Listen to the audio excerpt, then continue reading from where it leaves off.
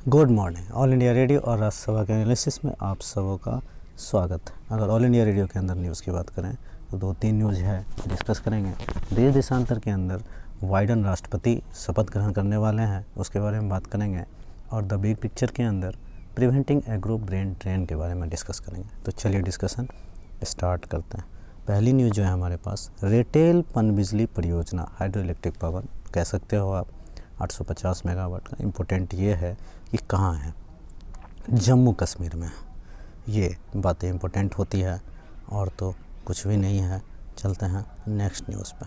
Next news की बात करें तो यहाँ पर जो है सो union cabinet today apprised signing of memorandum of understanding MOU between India and Uzbekistan cooperation in the field of solar energy. The main area of work under MOU is to identify research, demonstration and initiation of pilot projects between the National Institute of Solar Energy under Ministry of Renewable Energy. ये memorandum sign हुआ है India and the international solar energy institute Uzbekistan के साथ। ये important होता है, इसको ध्यान रखेंगे। यहाँ पर जो है solar photovoltaic storage technology and transfer technology पर ध्यान दिया जाएगा। Mutual agreement both the parties would work implementation and deployment of pilot project international solar alliance के मेंबर की तरह, ये कंट्रीज़ की तरह ही काम करेगा। मेमोरेंडम किसके साथ हुआ है, ये ध्यान रखने वाली बात है। चलते हैं नेक्स्ट आर्टिकल पर। देखो, बायलैटरल एक्सरसाइज है, बायलैटरल एयर एक्सरसाइज है between India air force and France air force के साथ। नाइट 21 इसमें राफेल भी पार्टिसिपेट किया है। तो नाइट 21 किसके साथ, इंडिया और फ्रांस, ये ध्यान रखने वाली चीज़। चलते हैं नेक्स्ट आर्टिकल पर। देखो यहाँ पर एक शब्द है केज कल्चर।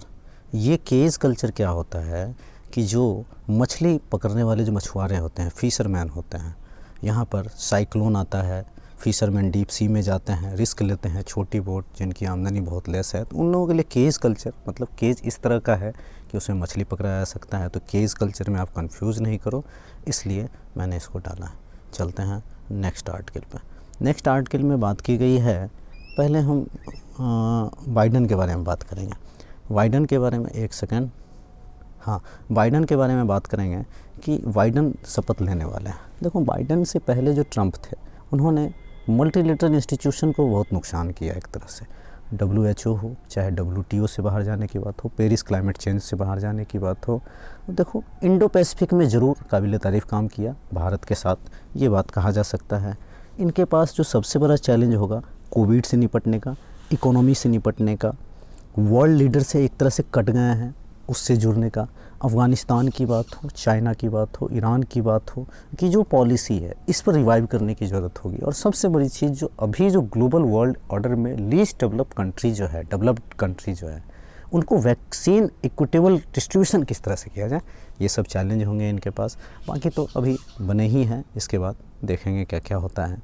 चलते हैं नेक्स्ट आर्टिकल पे। देखो यहाँ पर एग्रीकल्चर सेक्टर में ब्रेन ड्रेन की बात कही गई है। यहाँ पर क्या है कि कृषि भारत की पारिस्थितिक संस्कृति और सभ्यता का आधार है, इसलिए किसानों को कि उज्जवल भविष्य सुनिश्चित करना हमारी नैतिक जिम्मेवारी है। जो 2022 तक किसानों की आमदनी का जो दोगुना की बात कही गई है, अर्थव्यवस्था की रीढ़ है हमारी कृषि। आमदनी कम होना, इस वजह से युवा इसके अंदर नहीं आते हैं। दूसरा, कॉस्टिंग ज़्यादा होता है, लोन वगैरह लेने में भी आसान बहुत दिक्कत होता है। एंटरप्रेन्योरशिप वगैरह जल्दी स्टार्टअप वगैरह नहीं आना चाहते हैं। देखो 0.03% ही छात्र हैं जो एग्रीकल्चर यूनिवर्सिटी में एडमिशन लेते हैं, बहुत कम है। बिजनेस मॉडल बनाना होगा, ऑर्गेनिक खेती की ओर जोर बढ़ रहे हैं। जो हमारा फूड सिक्योरिटी है, न्यूट्रिशन है, किस तरह से सुरक्षित होगा। अगर एग्रीकल्चर ही नहीं सही होगा तो हम कितना भी टेक्नोलॉजी में आगे बढ़ जाएं या फिर और भी चीज़ों में, लेकिन लैंड का उपयोग करके फूड तो उपजाना ही होगा। इंफ्रा बढ़ाना होगा, कोल्ड स्टोरेज बढ़ाना होगा, जो अक्सर बातें करते हैं, डेयरी हो, फिशरीज़ हो, सोलर फार्मिंग हो, मतलब एक्स्ट्रा एक्टिविटी को भी इसके अंदर जोड़ना होगा। परिस्थिति के अनुसार मॉडल तैयार करना होगा, ट्रेनिंग देनी होगी। अगर साइंटिस्ट लोगों ने बहुत अच्छे रिसर्च किए हैं, लेकिन वो फार्मर्स को पता ही नहीं है, तो उन तक पहुंचाना होगा। हाँ, लेबर की शॉर्टेज ज़रूर कमी है।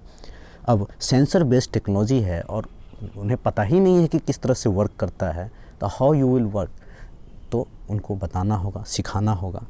अभी जो फार्मर्स का जो बिल आ रहा है, अब देखो उसमें क्या हो रहा है नहीं हो रहा बात की बात है, लेकिन कानून तो पास हो चुका है। तो ये तीनों बिल भी किसानों को आगे बढ़ाने में एक अलग तरह की भूमिका निभाएगी। तो आज के डिस्कशन में इतना ही था। Thank you.